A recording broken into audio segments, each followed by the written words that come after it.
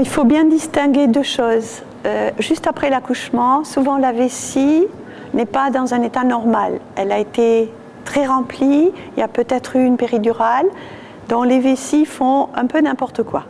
Donc parfois la maman ne ressent pas le besoin et elle est inondée, elle ressent le besoin, elle n'a pas le temps d'arriver aux toilettes. C'est très inquiétant ça, parce qu'on se dit j'ai 25 ans, mais qu'est-ce que ça sera à 70 ans?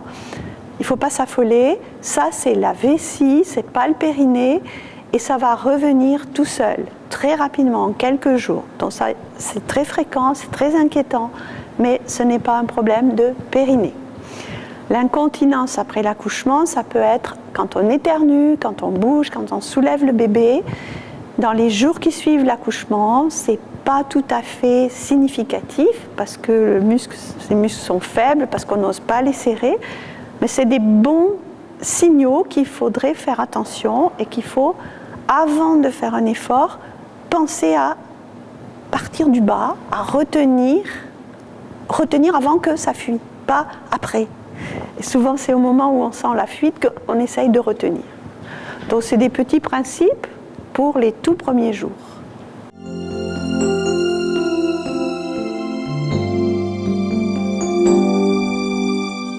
Dans nos pays, on propose la rééducation périnéale aux mamans après 6 semaines. Bon, c'est une bonne chose que de s'occuper de ça et de le faire de façon assez systématique et non pas seulement s'il y a des problèmes. Mais à 6 semaines, on va s'occuper d'un training périnéal, d'un renforcement des muscles. Donc c'est bien, mais les 6 premières semaines, il faut faire de la protection. Parce que justement c'est faible et c'est avant d'aller renforcer, il faut protéger. Donc il y a beaucoup de choses à faire avant 6 semaines.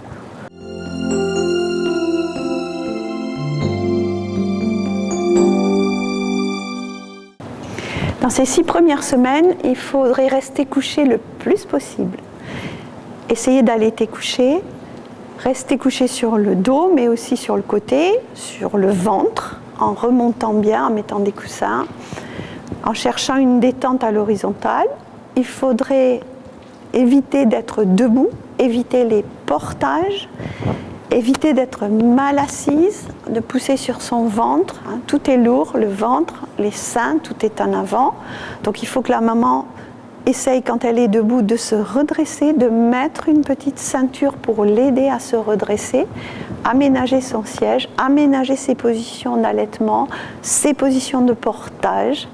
Et ça, il y a tout un travail un petit peu d'initiation au premier bébé qui est à faire. Éviter la constipation, éviter tout ce qui va pousser vers le bas.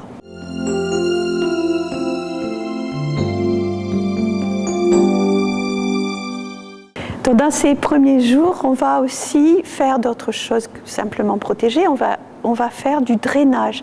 C'est un moment où il faut éliminer. Pendant 9 mois, on a fabriqué le bébé, le placenta, l'utérus a grandi, les abdos ont grandi, les seins. Donc maintenant, il faut éliminer tout ce qui n'est pas sorti. Donc on va faire des respirations qui font bouger en fait beaucoup le diaphragme, qui remonte, qui travaille les abdos, parce qu'on peut travailler les abdos tout de suite, mais des abdos en remontant le ventre, en rentrant depuis le bas. Et donc il y a des exercices respiratoires à faire pour déjà commencer à alléger le périnée, ne pas être constipé, stimuler l'utérus. Donc ça, c'est à voir avec les kinés en respiration et posture.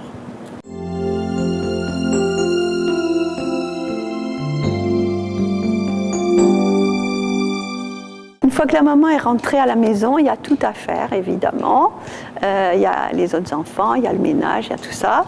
Donc, si elle peut demander de l'aide, il ne faut pas qu'elle hésite. On veut toujours être superwoman, tout faire. Et quand la grand-mère vient, ou la copine, elle s'occupe du bébé qu'il est mignon, et pendant ce temps, la maman fait le ménage. Donc, c'est l'inverse.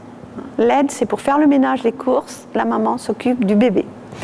Et il faut qu'on s'occupe d'elle, donc il faudrait qu'elle n'hésite pas à demander en cadeau des massages, des choses pour s'occuper d'elle, pas toujours le bébé, il y a les cadeaux que pour le bébé, et qu'elle essaye, si elle sent que ça pèse, elle porte son bébé, elle porte ses courses, ça pèse, il faut vraiment qu'elle soutienne son bassin et qu'elle prenne des temps de pause un petit peu à l'envers, se mettre un petit peu, décharger le périnée et éviter d'en faire trop. Faites que ce qui est indispensable, parce que le ménage, ça peut attendre un peu.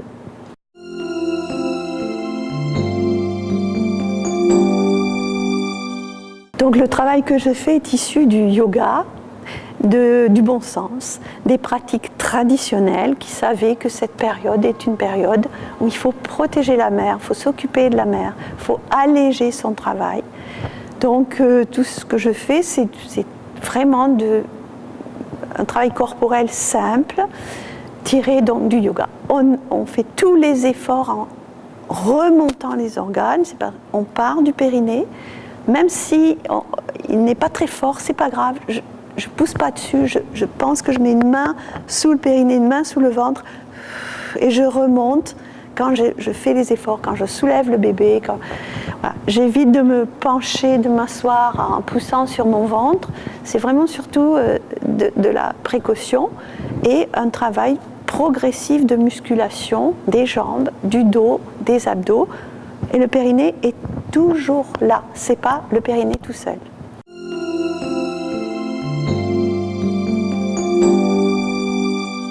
Donc je voudrais dire aux jeunes mamans et futures mamans que c'est un miracle que d'être enceinte, que de pouvoir caser une masse pareille dans son ventre, mais que tout ça, ça prend du temps pour faire le bébé. Et juste après, il ne faut pas se précipiter. On ne peut pas être tout de suite comme avant, c'est pas possible. Il faut se protéger, il faut le temps de remettre les choses en place. Donc il y a un temps particulier.